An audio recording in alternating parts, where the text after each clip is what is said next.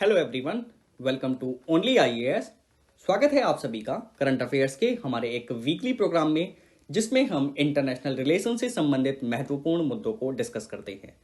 तो इस वीक हमें 3 इशूज डिस्कस करने हैं जो कि काफी ज्यादा इंपॉर्टेंट हैं। इसमें फर्स्ट इशू है, पाकिस्तान को रिसेंटली एफएटीएफ की ग्रे लिस्ट से बाहर कर दिया गया है।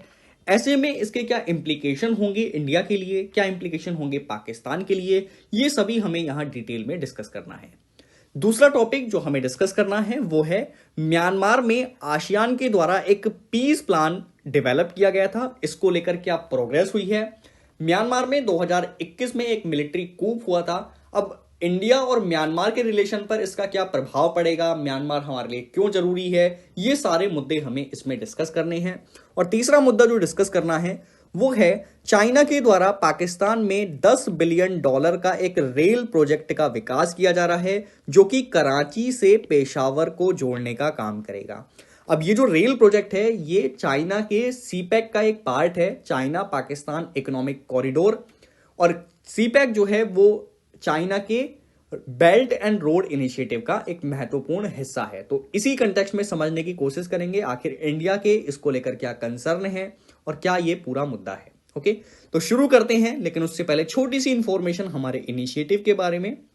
देखिए, अक्टूबर मंथ एंड हो चुका है।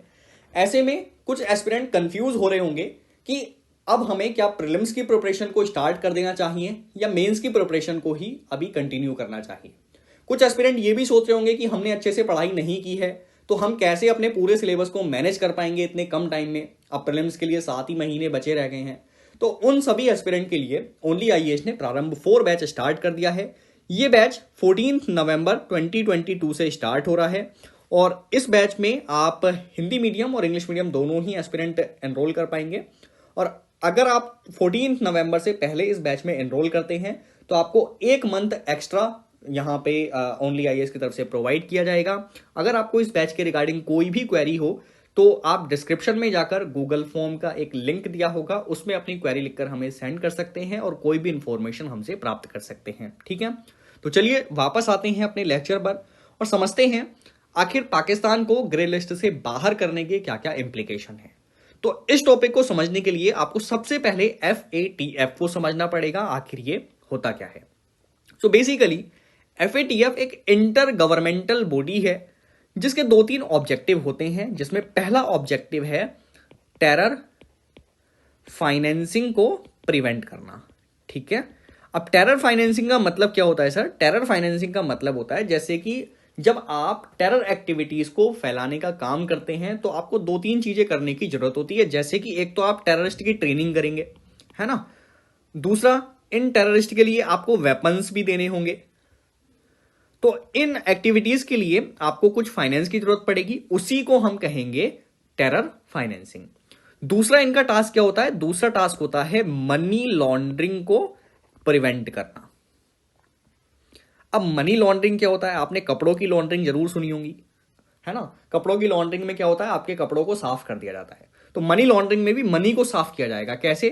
देखिए, यदि आपने कोई भी ब्लैक मनी को कमाया है, और ब्लैक मनी का मतलब होता है इलीगल एक्टिविटीज से धन को कमाना, और आप इसको कन्वर्ट कर लेते हैं यदि व्हाइट मनी में, तो इस पूरे प्रोसेस को ही हम क्या बोलेंगे?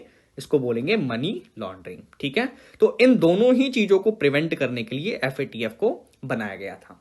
एफएटीएफ ये इंश्योर करने का काम करता है कि जो हमारा ग्लोबल फाइनेंशियल सिस्टम है उसमें जितनी भी मनी सर्कुलेशन में है उसका दुरुपयोग टेरर फाइनेंसिंग के लिए नहीं होना चाहिए। ओके, इसको स्टैब्लिश किया गया था 1989 में और G7 समिट हुई थी पेरिस में, उसके अंतर्गत इसको स्थापित किया गया था और इनिशियल टास्क इसको केवल दिया गया था मनी लॉन्ड्रिंग का। ठीक है, इसको आपको प्रिवेंट करने के लिए बोला गया था।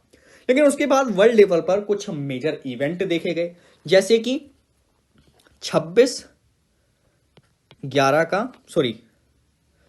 9/11 का हमला, ये अमेरिका में हुआ था 2001 में। ठीक है, अब 9/11 का हमला जो है वो एक टेरर ऑर्गेनाइजेशन के द्वारा किया गया था, अलकायदा उसका नाम था। तो इसके बाद हमने एफएटीएफ के रोल को थोड़ा सा इंक्रीज कर दिया और इनको एक न्यू टास्क दिया कि अब आपको कॉम्बैट टेररिस्ट फाइनेंसिंग के लिए भी काम करना है। मतलब ये जो टेररिस्ट एक्टिविटीज के लिए फाइनेंसिंग हो रही है ना, ये भी आपको रोकनी है। उसके बाद और भी एक्टिविटीज हुई, जैसे भारत में भी एक बड़ा हमला हुआ था 26/11, जैसे अभी मैंने पीछे लिख दिया था। तो 26/11 की एक्टिविटीज के बाद हुई बार हमने फिर से इसके रोल को इन्हांस किया 2012 में, और अब यहाँ पे वेपन्स ऑफ मास डिस्ट्रक्शन के प्रोलिफरेशन को रोकने के लिए जो फाइनेंसिंग है उसको भी इसकी एक्टिविटी में इंक्लूड कर दिया। Now weapon of mass destruction क्या होता है? इसको जनसंहारक हथियार भी कहा जाता है।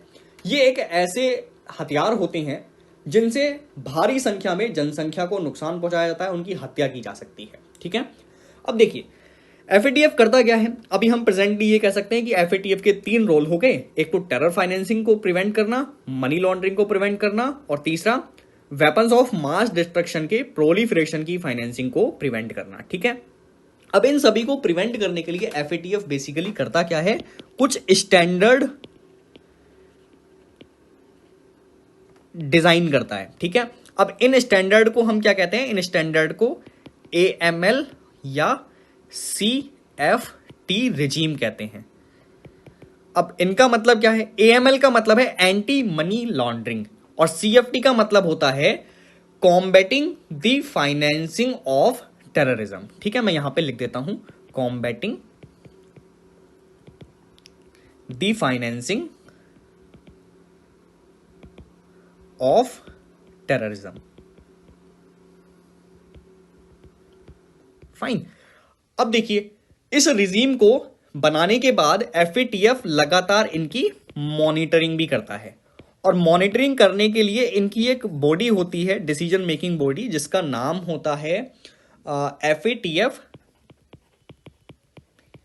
प्लेनरी, और ये वर्ष में 3 बार मिलती है।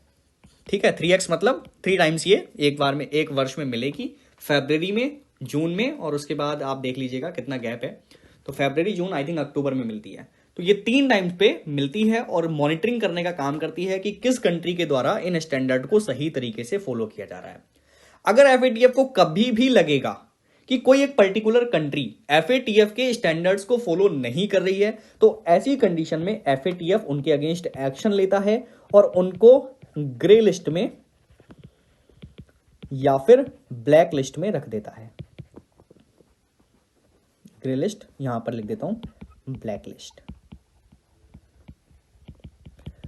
अब अगर किसी कंट्री को ग्रे लिस्ट में रखा जाएगा तो इसको हम इंक्रीज्ड मॉनिटरिंग भी कहते हैं। ठीक है, ग्रे लिस्ट का मतलब क्या होता है? देखिए, ग्रे लिस्ट का मतलब होता है अगर किसी कंट्री को इसमें रख दिया गया है तो उसकी इंक्रीज्ड मॉनिटरिंग की जाएगी। अब इंक्रीज्ड मॉनिटरिंग में आप उस पर और ज्यादा ध्यान देंगे। ओके, अब इंक्रीज्ड मॉनिटरिंग के अंतर्गत भी अगर कोई कंट्री सही से प्रोग्रेस ना कर पाए तो ऐसे में उस कंट्री को फिर क्या कर दिया जाएगा? उसको ब्लैक लिस्ट में रख दिया जाएगा। अब इंप्लीकेशन समझिए कि अगर किसी कंट्री को ग्रे लिस्ट या ब्लैक लिस्ट में रखा जाता है तो उस कंट्री पर इंपैक्ट क्या पड़ते हैं। देखिए, इंपैक्ट सबसे पहला जो होगा ग्रे लिस्ट में होने का, वो है आपके देश में इन्वेस्टमेंट का अफेक्ट होना। ओके, क्योंकि जब किसी देश को एफएटीएफ अपनी ग्रे लिस्ट में रखता है तो उस देश की इमेज खराब हो जाती है। उस कंट्री को ऐसा माना जाता है कि ये टेरर फाइनेंसिंग को सपोर्ट कर रहा है या फिर मनी लॉन्ड्रिंग को सपोर्ट कर रहा है। तो ऐसे में कोई भी मल्टीनेशनल कंपनी आपके कंट्री में इन्वेस्टमेंट करने की कोशिश नहीं करेगी, क्योंकि उनके इन्वेस्टमेंट के लिए रिस्क हो सकता है, टेररिस्ट उस पर हमला कर सकते हैं। ओके, तो ये सारी प्रॉब्लम्स आपके सामने आती हैं। और दूसरी प्रॉब्लम जो आती है वो आती है ऋण को लेकर, यानी लोन को लेकर। देखिए, एफएटीएफ जिस भी इंटरनेशनल ऑर्गेनाइजेशन का एक ऑब्जर्वर मेंबर है, वो इंस्टीट्यूशन कभी भी उस कंट्री को लोन नहीं देगा जो ग्रे लिस्ट या ब्लैक लिस्ट में रख दिए गए हों। तो फॉर एग्जांपल, जैसे आईएमएफ और वर्ल्ड बैंक में भी एफएटीएफ एक ऑब्जर्वर स्टेटस रखता है। तो ऐसे में ये दोनों ही इंस्टीट्यूशन किसी भी ऐसी कंट्री को लोन प्रोवाइड नहीं करते जो ब्लैक लिस्ट या ग्रे लिस्ट में रख दी गई हो। ऐसे में आपका जो पूरा का पूरा इकोनॉमिक डेवलपमेंट है वो अफेक्ट हो जाएगा, है ना, क्योंकि किसी भी डेवलपमेंट एक्टिविटीज़ के लिए आपको लोन की आवश्यकता होती है। आपके कंट्री में अगर इन्वेस्टमेंट आए तो ये आपकी कंट्री के लिए हेल्दी होता है। तो ये बड़े निगेटिव इंपैक्ट हो जाते हैं किसी भी कंट्री को ग्रे लिस्ट में रखने के। अब अगर ग्रे लिस्ट में रखने के बाद भी आपने कुछ पॉइंट्स पर सुधार नहीं किया, जैसे एफएटीएफ आपको कुछ टास्क दे देगा कि 30-40 पॉइंट्स हैं, इन पर आपको स्पेशल फोकस करना है अगर आपको ग्रे लिस्ट से बाहर आना है। अगर वो कंट्री प्रोग्रेस नहीं करेगी तो उसको फिर ब्लैक लिस्ट कर दिया जाएगा और उसके लिए इन्वेस्टमेंट एंड लोन में और ज़्यादा परेशानी आ जाएगी। ठीक है, अब पाकिस्तान के इंप्लीकेशन की बात करें कि पाकिस्तान पर इसका क्या इंपैक्ट पड़ेगा, तो आप लोग जानते ही हैं कि पाकिस्तान में बहुत ज़्यादा इकोनॉमिक प्रॉब्लम्स चल रही हैं। रिसेंटली वहां पर एक फ्लड आया था जिसकी वजह से और जो परेशानियां हैं वो बढ़ गई। इसीलिए अगर पाकिस्तान को एफएटीएफ से बाहर निकाला जा रहा है तो ऑब्वियसली ये बात है कि पाकिस्तान के लिए ये बेनिफिशियल रहेगा, है ना। वहाँ पर इन्वेस्टमेंट आएगा, वहाँ लोन जो है अब वो प्राप्त कर सकता है मेजर इंटरनेशनल ऑर्गेनाइजेशन से। तो पाकिस्तान के लिए तो ये काफ़ी ज़्यादा पॉजिटिव है। लेकिन इंडिया का क्या यहाँ पे रिएक्ट आया इस पूरे मुद्दे को लेकर? तो इंडिया ने दो चीज़ों पर फोकस किया।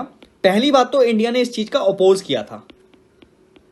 इंडिया क्यों अपोज कर रहा है सर? इंडिया अपोज इसलिए कर रहा है, इंडिया का कहना यह था कि पाकिस्तान ने क्रॉस बॉर्डर टेररिज्म को रोकने के लिए कुछ खास कदम नहीं उठाए हैं। लेकिन पाकिस्तान ने एफएटीएफ के सामने अपने इनफ एविडेंसेस प्रस्तुत किए कि हमने जो है इनफ काम किया है क्रॉस बॉर्डर टेररिज्म को रोकने के लिए, तो एफएटीएफ उससे संतुष्ट हो गया। तो फाइनली फिर इंडिया भी उस चीज़ से संतुष्ट हो गया था। लेकिन इंडिया ने दूसरी चीज़ ये कही कि आपको और ज़्यादा प्रोएक्टिव होना पड़ेगा इस चीज़ को रोकने के लिए, आपको और ज़्यादा रिस्पॉन्सिबल होना पड़ेगा ताकि इस तरीके की गतिविधियां फ्यूचर में ना बढ़ें। ठीक है, ये इंडिया का यहाँ पे रेस्पॉन्स था। और अगर हम बात करें इस पूरे मुद्दे की कि पाकिस्तान को क्या अभी पहली बार ग्रे लिस्ट किया गया है, ब्लैक लिस्ट किया गया है या क्या किया गया है, तो इसका मैं आपको पूरा विकास बता दे रहा हूँ। देखिए, सबसे पहले पाकिस्तान को 2008 में ग्रे लिस्ट में रखा गया था, ये फर्स्ट टाइम है। और 2009 में इसको फिर ग्रे लिस्ट से बाहर भी निकाल दिया गया। फिर दूसरी बार पाकिस्तान को 2012 से लेकर 15 के बीच में फिर से ग्रे लिस्ट में रखा गया था। ठीक है, और 15 में फिर से ग्रे लिस्ट से बाहर निकाला गया। और थर्ड टाइम की बात करें तो 2018 में पाकिस्तान को फिर से ग्रे लिस्ट किया गया और 2022 में इसको बाहर निकाल लिया गया है। ठीक है, तो ये पूरा इतिहास है एफएटीएफ का। अब थोड़ी सी एडिशनल इंफॉर्मेशन मैं आपको दे देता हूं। एफएटीएफ का अगर हम कॉम्पोजिशन देखें तो इसमें टोटल 37 मेंबर कंट्रीज और 2 रीजनल ऑर्गेनाइजेशन होते हैं। मतलब ये 39 मेंबर का एक पूरे का पूरा ग्रुप है। ठीक है, 39 मेंबर का पूरा, एक सेकेंड, पूरा जो है ग्रुप हो जाता है। ठीक है, अब इसमें 2 रीजनल ऑर्गेनाइजेशन कौन कौन से हैं? यूरोपियन कमीशन हो गया, उसके बाद गल्फ कोऑपरेशन काउंसिल हो गया। एक चीज और आपको ध्यान रखनी है, इंडोनेशिया एकमात्र ऐसी कंट्री है जो एफएटीएफ में एक ऑब्जर्वर का स्टेटस रखती है। अगर हम इंडिया की बात करें तो इंडिया ने ऑब्जर्वर स्टेटस इसका ले लिया था 2006 में। अब देखिए इसके बाद क्या हुआ इंडिया में, आप लोग जानते हैं कि 26/11 की घटना हो गई थी, मुंबई में आतंकी हमला हुआ था 2008 में। और इसीलिए 2008 में आप लोग, अभी मैंने पीछे डिस्कस किया कि 2008 में पाकिस्तान को ग्रे लिस्ट में रखा जा रहा है। ओके, तो 2008 के बाद जब हमारे यहाँ पे इतना बड़ा हमला हुआ था तो हमने इसकी फुल मेंबरशिप के लिए प्रयास किए और 2010 में हमें इसकी फुल मेंबरशिप भी प्राप्त हो गई। अब इसके सेक्रेटरीट को भी आप ध्यान रख लें कि इसका सेक्रेटरीट जो है वो पेरिस में ओईसीडी के अंतर्गत आता है। ठीक है, तो ये इसमें कुछ इंपॉर्टेंट एडिशनल फैक्ट थे। तो ये टॉपिक हमारा यहाँ पे कंप्लीट हो जाता है। नाउ चलते हैं अपने नेक्स्ट टॉपिक की ओर। तो जैसा आप सभी जानते हैं, म्यांमार में 2021 में एक मिलिट्री कूप आया था। ठीक है, और इस मिलिट्री कूप के बाद म्यांमार का शासन वहां की जुंटा गवर्नमेंट के हाथों आ गया। अब जुंटा गवर्नमेंट क्या है? ये बेसिकली वहां की मिलिट्री रूल को कहते हैं। ठीक है, और जब भी आप देखेंगे कि कहीं पर मिलिट्री रूल आएगा तो वहां एक कॉमन प्रॉब्लम देखने को मिलेगी और वो है ह्यूमन राइट का वायलेशन। ठीक है, अब जहां पर भी ह्यूमन राइट का वायलेशन होता है वहां पर यूनाइटेड नेशन के द्वारा इसको क्रिटिसाइज किया जाएगा। साथ में इस प्रॉब्लम को कुछ पड़ोसी देशों के द्वारा भी देखा जा रहा था, जैसे कि आसियान कंट्रीज भी इस प्रॉब्लम को देख रही थी, क्योंकि म्यांमार अल्टीमेटली आसियान कंट्री का ही एक मेंबर है। तो ऐसे में इनको भी कुछ स्टेप लेने चाहिए अगर यहां अनस्टेबिलिटी आती है तो। ओके, तो आसियान ने क्या किया, इस प्रॉब्लम को सॉल्व करने के लिए कुछ डिप्लोमेटिक स्टेप्स लिए, ठीक है। अब ये डिप्लोमेटिक स्टेप लिए गए थे 2021 में, और इसके अंतर्गत आसियान ने एक पीस प्लान तैयार किया था म्यांमार में स्टेबिलिटी लाने के लिए। और म्यांमार की जुंटा गवर्नमेंट भी इस प्लान को इनिशिएट करने के लिए तैयार हो गई थी। उन्होंने भी कहा था कि ठीक है, हम इसको जो है सही से इंप्लीमेंट कर देंगे, ठीक है। अब ये जो पीस प्लान है, इसको सपोर्ट किया था यूनाइटेड नेशन ने, और साथ में इंडिया ने भी इसको सपोर्ट किया था। ओके, तो इसीलिए ये काफी इंपॉर्टेंट हो जाता है। अब इस पीस प्लान के अंतर्गत है क्या क्या चीजें, इसको आपको ध्यान में रखना है। देखिए, रटने की जरूरत नहीं है, आप केवल एक प्रैक्टिकली बात सोचें कि अगर कहीं पर मिलिट्री का शासन है तो ऐसी कंडीशन में आपको वहां का पीस प्लान तैयार करना होगा। तो आप क्या क्या करेंगे?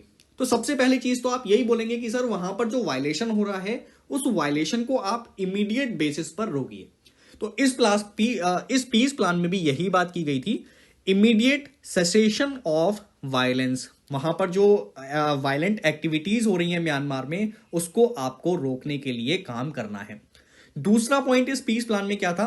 Constructive dialogue. देखिए, आप खुद ही सोचें, जो भी दोनों पार्टीज के बीच में फाइट है, जो भी वहां पर लड़ रही हैं, ऐसे में उनके बीच में एक कंस्ट्रक्टिव डायलॉग होना चाहिए। क्योंकि जब डायलॉग होता है तो ऐसे में आप पीसफुल तरीके से जनता के हितों में निर्णय ले पाते हैं। ओके, तो ये हमारे पीस प्लान का दूसरा पॉइंट रहेगा। अब अगर म्यांमार के केस की बात करें तो म्यांमार में कौन कौन सी पार्टीज इसमें इन्वॉल्व हैं? एक तो हो गई मिलिट्री, ठीक है, और दूसरी तरफ वहां का जो पॉलिटिकल सिस्टम है वो सेकंड पार्टी है, ठीक है। तो इन दोनों पार्टीज के बीच में यहां पर थोड़ी सी गर्मा गर्मी है, यहां पर दोनों के पावर को लेकर एक क्राइसिस आ गया है, ठीक है।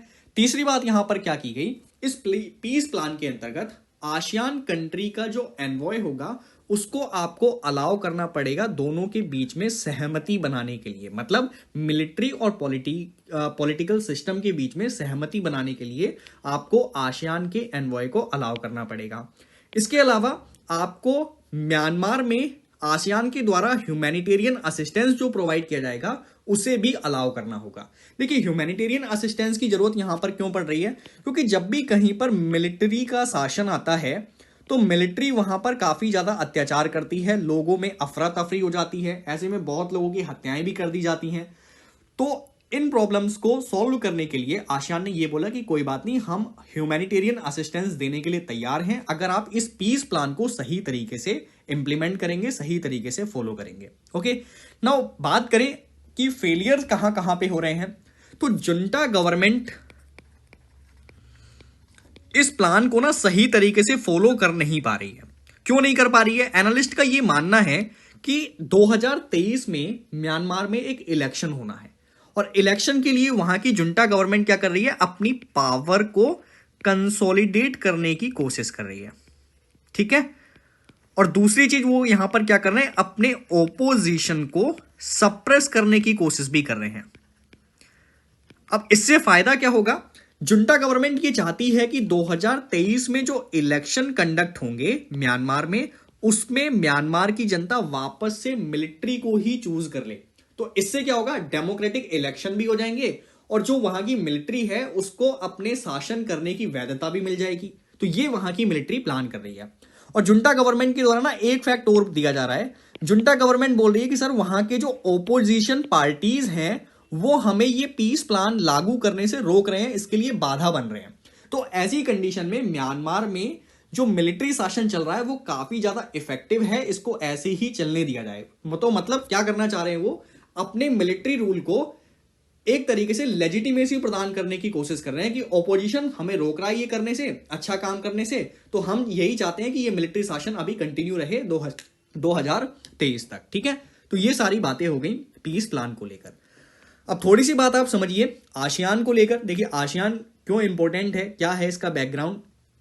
आसियान 10 मेंबर कंट्रीज का एक समूह है जिसमें इमर्जिंग इकोनॉमीज आती हैं, ठीक है। ये बहुत तेजी से ग्रो करने वाली इकोनॉमीज का एक ग्रुप है। इनके स्थापित होने से पहले यहां एक छोटा सा ग्रुप काम करता था जिसका नाम था association of south east Asia. इसमें 3 कंट्रीज थी, थाईलैंड, फिलीपींस एंड मलेशिया। उसके बाद 1967 में यह महसूस किया गया कि यहां का जो पूरा ग्रुप है इमर्जिंग इकोनॉमीज का, इन सभी को एक साथ आना चाहिए, इनको कोऑपरेशन बढ़ाना चाहिए। तो इसी उद्देश्य से एक बैंकॉक डिक्लेरेशन पर साइन किए गए थे। इस बैंकॉक डिक्लेरेशन पर 5 मेंबर कंट्रीज ने इनिशियली साइन किए थे, जिसमें Indonesia, Malaysia, Thailand, Singapore and Philippines शामिल थे। ठीक है, तो 5 मेंबर कंट्रीज आसियान को स्थापित कर रही हैं 1967 में। उसके बाद धीरे धीरे 5 अदर मेंबर कंट्रीज ने भी आसियान को ज्वाइन किया, जिसमें म्यांमार है, वियतनाम है, लाओस है, कंबोडिया है एंड ब्रुनई है। तो इन सभी की लोकेशन ना आपको मैप पर ध्यान देनी है, इसमें यूपीएससी में क्वेश्चंस अक्सर पूछ लिए जाते हैं। तो ये हमारा आसियान का बैकग्राउंड हो गया। ना अगर आप बात करें इस टॉपिक की, तो हमारे एग्जामिनेशन पर्सपेक्टिव से इसका क्या रेलिवेंस है। देखिए, आप सभी ये महसूस कर रहे होंगे कि म्यांमार में समस्या है तो हमें क्या लेना देना। देखिए, म्यांमार भारत का एक पड़ोसी देश है।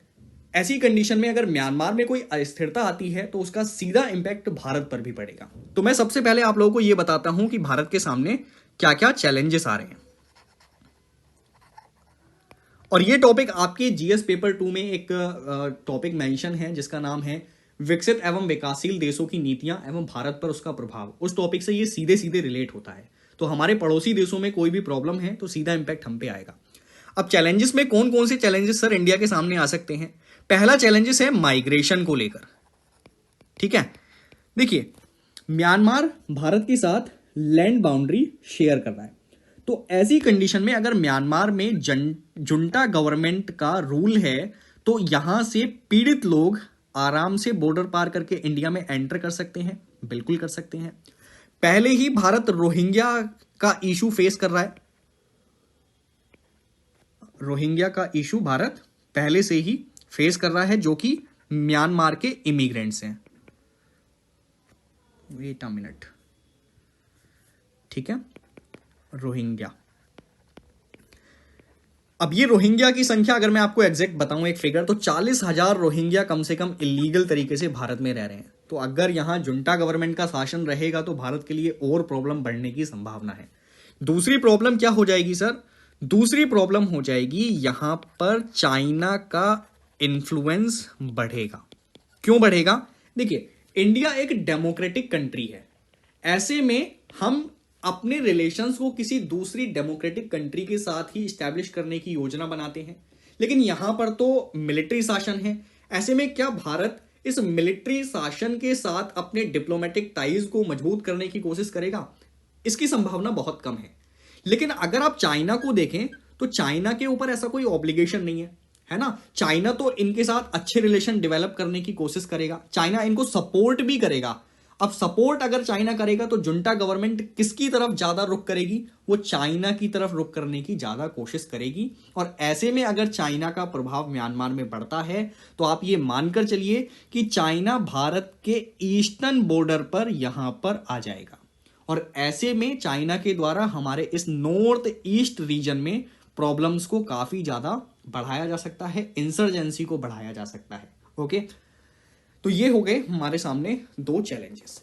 अगर मैं बात करूं अपॉर्चुनिटीज की, ये आखिर इंडिया और म्यांमार के रिलेशंस क्यों इंपॉर्टेंट हैं, तो सबसे पहली चीज आपको देखनी है म्यांमार की जियो पॉलिटिकल सिग्निफिकेंस। ठीक है, अब जियो पॉलिटिकल सिग्निफिकेंस क्या है म्यांमार का। देखिए, म्यांमार भारत को साउथ ईस्ट एशियन कंट्रीज से कनेक्ट करता है और साउथ ईस्ट एशियन कंट्रीज के साथ भारत के इकोनॉमिक रिलेशंस बहुत अच्छे हैं। ऐसी कंडीशन में म्यांमार के साथ बेहतर रिलेशन होना आपके लिए बहुत जरूरी है। और म्यांमार ना सिर्फ लैंड बाउंड्री शेयर करता है भारत के साथ, बल्कि सी से भी बाउंड्री शेयर करता है। ओके, तो इनके साथ रिलेशन जियोपॉलिटिकली भी काफी इंपॉर्टेंट रहेंगे। दूसरी अगर मैं बात करूं हमारे रिलेशन की, तो नॉर्थ ईस्ट रीजन को अगर आपको डेवलप करना है तो ऐसी कंडीशन में म्यांमार के साथ रिलेशन काफी हेल्पफुल रहेंगे। क्यों? क्योंकि अगर आप म्यांमार के साथ रिलेशन बनाते हैं तो यहां कुछ ना कुछ इंफ्रास्ट्रक्चर डेवलपमेंट करेंगे। जैसे आप ये डैश लाइन देख रहे होंगे व्हाइट वाली, ये एक रोड कनेक्टिविटी है जो कि इंडिया के द्वारा यहां पर प्रस्तावित है। अब इस रोड कनेक्टिविटी से होता क्या है, जब ये रोड यहां पर नॉर्थ ईस्ट रीजन से गुजरेगी तो ऐसे में इस रोड के किनारे इंडस्ट्रीज भी सेटअप होंगी, पेट्रोल पंप्स लगेंगे, होटल्स खुलेंगे, यहाँ के लोगों को वहां रोजगार मिलेगा, लोगों की परचेसिंग पावर बढ़ेगी। तो ऐसे में ओवरऑल इस नॉर्थ ईस्ट रीजन का ना डेवलपमेंट होगा। तो इसके डेवलपमेंट के लिए भी हमारे दोनों के रिलेशन काफी ज्यादा इंपॉर्टेंट है। तीसरी अगर मैं बात करूं तो तीसरा इंपॉर्टेंस है इकोनॉमिक। अब इकोनॉमिक क्या इंपॉर्टेंस है इनका, तो इकोनॉमिक इंपॉर्टेंस में आप मार्क कर सकते हैं कि दोनों कंट्रीज के बीच में प्रति वर्ष 2 बिलियन डॉलर का व्यापार होता है। ओके, तो इकोनॉमिक टाइज भी हमारी काफी अच्छी हैं। इसके अलावा हम डिफेंस टाइज को भी देख सकते हैं। डिफेंस रिलेशन कैसे हैं, देखिए आप लोगों ने अक्सर न्यूज़पेपर में देखा होगा कि इंडिया अपने डिफेंस एक्सपोर्ट को लेकर काफी ऑप्टिमिस्टिक है। और अभी रिसेंटली न्यूज़पेपर में अगर आपने पढ़ा हो तो 13,500 करोड़ रुपए का हमने डिफेंस एक्सपोर्ट किया है एक साल में, और इंडिया इसको और ज्यादा बढ़ाना चाहता है। तो म्यांमार हमारे लिए इस चीज में काफी इंपॉर्टेंट हो सकता है, क्योंकि म्यांमार भारत से काफी ज्यादा डिफेंस इक्विपमेंट्स को खरीदता है, जैसे कि रॉकेट लॉन्चर्स को खरीदता है, नाइट विजन कैमरा वगैरह ये चीजें खरीदता है। तो डिफेंस टाइज भी हमारे काफी अच्छे हैं और इंडिया के लिए ये एक प्रमोटर के रूप में काम कर सकते हैं। इसके अलावा मैं आपको बताऊं इनका इंपॉर्टेंस, तो हम यहां पर मिलिट्री कॉपरेशन देख सकते हैं।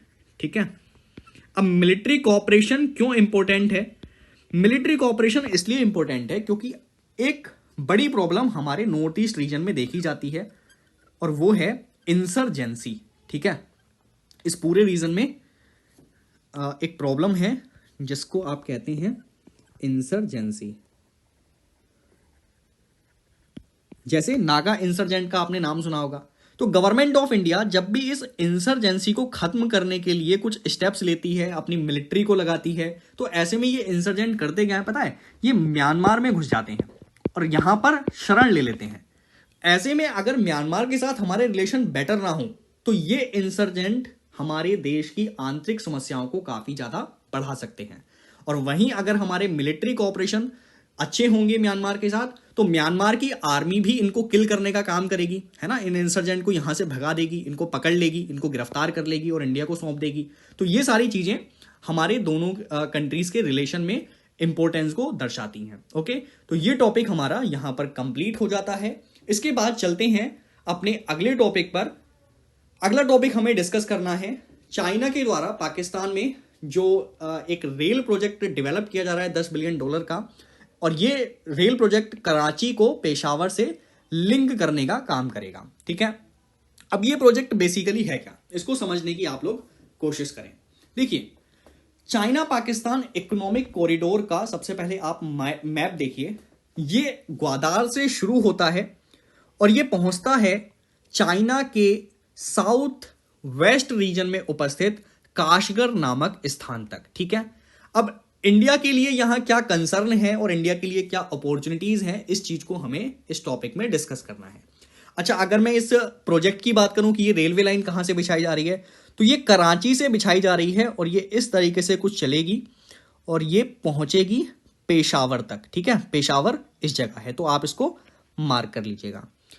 अब ये जो पूरा रेल प्रोजेक्ट है जो कि चाइना डेवलप करने की कोशिश कर रहा है, इसको सीपैक का एक पार्ट माना जा रहा है।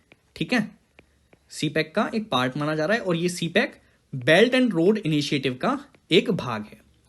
अब इंडिया के लिए इस चीज से कुछ प्रॉब्लम्स हैं। अब ये क्या क्या प्रॉब्लम्स हैं, इन चीजों को हमें यहां पे डिस्कस करना है। तो देखिए, अगर मैं सबसे पहले बात करूं चैलेंजेस की, तो इंडिया के सामने क्या क्या प्रॉब्लम्स हैं सीपैक को लेकर, तो पहली तो है इंडिया की सॉवरेनिटी।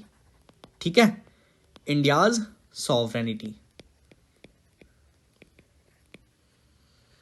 क्योंकि ये जो सीपैक आप सुनते हैं चाइना पाकिस्तान इकोनॉमिक कॉरिडोर, ये पीओके के एक रीजन से गुजरता है जिसका नाम है गिलगिट बाल्टिस्तान। तो भारत हमेशा से ही इस पूरे प्रोजेक्ट का अपोज करता रहा है कि जो ये प्रोजेक्ट है वो हमारे स्वायत्त क्षेत्र से होकर गुजर रहा है, ये इंडिया के क्षेत्र से होकर गुजर रहा है। तो ऐसे में आप इसका नाम सीपीईसी क्यों रख रहे हैं, मतलब चाइना पाकिस्तान इकोनॉमिक कॉरिडोर क्यों रख रहे हैं, इसमें इंडिया इन्वॉल्व है ना, पाकिस्तान का हिस्सा कैसे मान सकते हैं आप पीओके को? तो इंडिया हमेशा से इस चीज को अपोज करता रहा है। दूसरा, इंडिया इस चीज का अपोज करता है क्योंकि चाइना एक पॉलिसी लेकर चल रहा है इंडिया के अगेंस्ट, जिसका नाम है स्ट्रिंग ऑफ पर्ल्स। इस पर हमने लास्ट सेशन में भी डिस्कशन किया था, जिन लोगों ने नहीं देखा है वो पिछले सेशन में जाकर इसको देख लें। तो स्ट्रिंग ऑफ पर्ल्स के अंतर्गत चाइना क्या करता है, भारत को चारों तरफ से घेरने की कोशिश करता है। और मैंने कुछ पोर्ट्स भी आपको बताए थे, जैसे कि बांग्लादेश में चिटागोंग पोर्ट उन्होंने डेवलप किया है चाइनीज ने। उसके बाद बांग्लादेश को आगे बढ़े हम तो जो श्रीलंका है वहां पर उन्होंने हम्बन टोटा पोर्ट को डेवलप किया है। उसके बाद पाकिस्तान में ग्वादार पोर्ट को डेवलप कर रहे हैं। और जैसे ही ये सीपीईसी बन जाएगा, चाइना का प्रेजेंस इस पूरे कॉरिडोर पर भी हो जाएगा।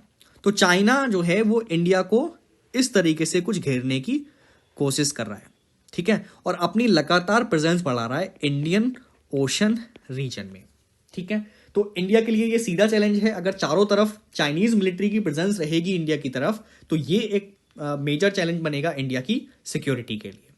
उसके बाद तीसरे चैलेंज की अगर मैं बात करूं तो ये है इंडिया के अगेंस्ट है ये पूरा प्रोजेक्ट, इंडियाज इकोनॉमिक इंटरेस्ट के अगेंस्ट है। कैसे? देखिए, अगर ये कॉरिडोर सफल हो जाता है, ये बनकर पूरा हो जाता है, तो ऐसी कंडीशन में पाकिस्तान टेक्सटाइल और कंस्ट्रक्टिव मटेरियल के एक्सपोर्ट में एक लीडर बन सकता है। अब ऐसा क्यों होगा? क्योंकि पाकिस्तान को चीप मटेरियल प्रोवाइड करा दिया जाएगा चाइना के द्वारा। तो ऐसे में अगर सीपैक बनता है और पाकिस्तान एक लीडर बन जाता है टेक्सटाइल और कंस्ट्रक्टिव मटेरियल के एक्सपोर्ट में, तो इसका सीधा इंपैक्ट किस पर पड़ेगा? सीधा इंपैक्ट पड़ेगा इंडिया के इंडस्ट्रीज पर। तो ऐसे में इंडिया बिल्कुल नहीं चाहेगा कि सीपैक का डेवलपमेंट होना चाहिए। तो तीसरा इशू ये आ रहा है। फोर्थ इशू की अगर मैं बात करूं तो चाइनीज डोमिनेंस